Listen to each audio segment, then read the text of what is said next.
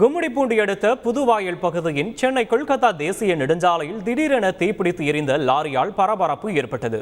இது தொடர்பான விவரங்களை செய்தியாளர் சாமிநாதன் வழங்க கேட்போம். சாமிநாதன், வணக்கம். எப்படி தீப்பிடித்தது சாமிநாதன்? மேலும் இந்த தீ விபத்தால் தேசிய நெடுஞ்சாலையில் ஏதும் போக்குவரத்து பாதிக்கப்பட்டதா? மேலும் டிரைவருடைய நிலை என்ன? விவரங்களை பதிவு பண்ணலாம்.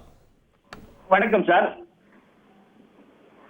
திருவள்ளூர் மாவட்டம் கும்மிடிப்பூண்டி அருகே புதுவாயல் பகுதியில் சென்னை கொல்கத்தா தேசிய நெடுஞ்சாலையில் சென்று கொண்டிருந்த லாரியின் முன்பக்க டயர் வெடித்ததால் திடீரென லாரி முழுமையாக தீப்பிடித்து எரிந்தது.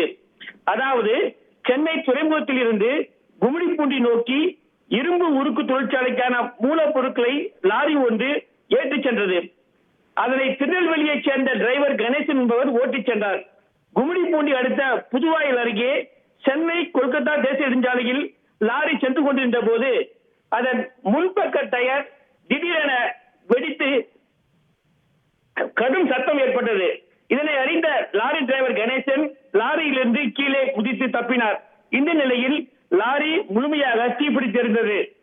பொன்னேரி தீயணைப்பு நிலையத்தினர் வந்து தீயை அணைத்தனர். இருப்பினும் லாரி முழுமையாக எரிந்து சாம்பலானது.